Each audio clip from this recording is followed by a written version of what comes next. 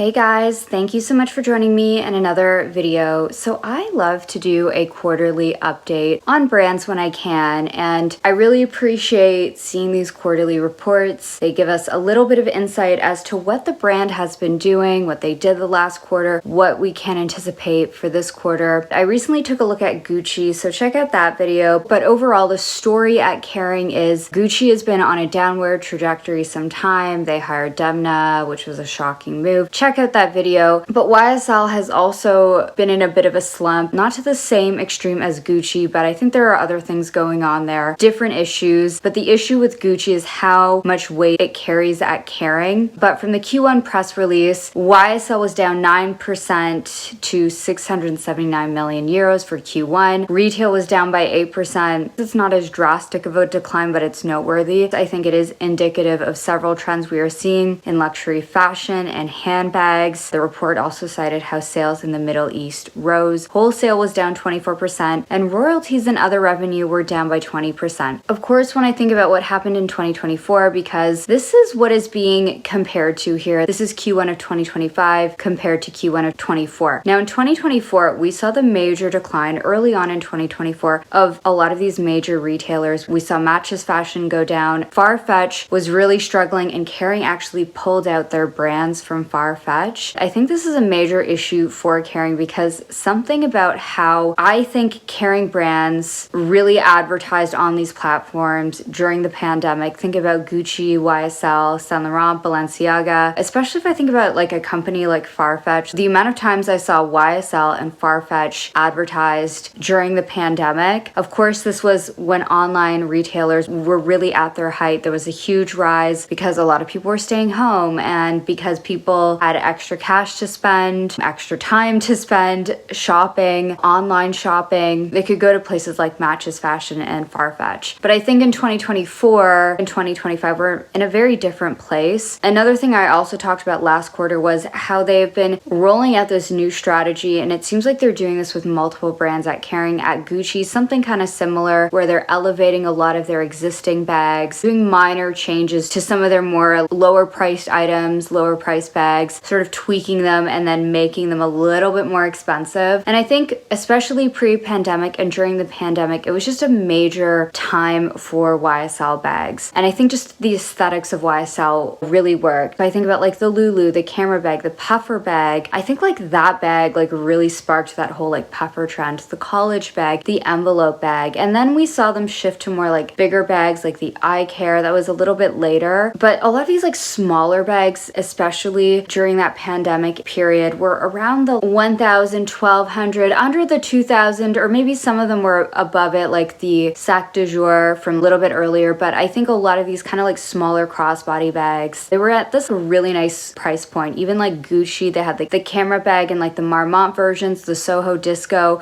the Ophidia lines. Price point of those bags were a lot more accessible. YSL did start increasing their prices, as many brands did during the pandemic. Personally, for me, it just got to a point where it's just a little bit too high. But I just felt like YSL and Gucci, be it for like a first luxury handbag, or if you just wanted like a nice refresher bag for this season or for the year, just to like freshen up your collection, but you didn't want to buy like Hermes or Chanel or Dior, these brands like really had YSL and I think Gucci, even Louis Vuitton, owned this market. YSL and Gucci both had bags that appealed to that customer pre and early pandemic, but I think pricing just went a little bit too high, so much so that YSL had a price decrease. They snuck that in. In addition, they had changed some of the ranges of their most popular bags. For instance, the YSL Lulu, they changed the proportion to be less like square and more rectangular, slightly more east-west, but it's not that like square shape. Slightly smaller though, but it did not have the divider. Instead, it's got this chain strap instead of that leather strap. I will say when I look at this, it is getting a little bit too close to, I think, like the Chanel mini rectangulars in proportion, with the quilting, with the chain, with the logo. Again, it's much less than a Chanel bag. Still, there's that. Another thing was they said they didn't want to up the price of this bag. They kept it at like the current price, but at the current price that they were upping for like the past couple years during the pandemic. But I'm not gonna lie, when I look at this, it is very similar to a Chanel bag, and if you're buying this bag in 2025 as an alternative to Chanel, I don't know, I would actually consider going to the pre-love market for Chanel right now. Maybe you could find something similar in price point, maybe a little bit more, but I just think it's getting a little bit too close with this style. Again, if there is like a specific YSL bag, go for it, of course. But I think other than this style, I actually think YSL alone has some really gorgeous bags, which we'll talk about in just a moment. But I just want to mention this because Chanel is in a bit of a dip right now. We'll see what happens with the new creative direction. For a lot of bags on the pre-love market, it's definitely a buyer's market. YSL, it's a brand I actually really like. I haven't purchased from them in the past few years, just looking at the price increases. I always love checking them out. I always love looking at their bags. I always love looking at their fashion. I think Vaccarello is doing such a great job. I think it's a brand with such a great history. Like, I really hope Kering can figure things out with YSL despite everything that's happening right now. But I found this Purse blog article talking about recent YSL bags, so I just thought we'd go through that here. So the first bag on this list is the Jamie bag. It's very vintage vibes. It's like they unearthed this print from like a YSL 80s dress. Vaccarello, I think he really loves referencing this era of YSL, and I think he does it really well. Next we have here is the Amalia bag. So we've got it in this like caramel suede. I will say, like, that chain, it would be curious to see how this would feel on the body. I hope like the hardware wouldn't dig into the shoulder, but definitely something I would want to try on. But I think it's very like in line with this boho style that we're seeing right now, like this kind of suede for summer in a boho kind of way look. But I also think it is very YSL, so we've got this here. So next we've got the Sac de Jour, which they highlighted in the presentation. This is a bag that they've revamped. I talked about this last quarter. The top handle strap, it's a little bit longer. It has less of an accordion profile, and the leather, it's supposed to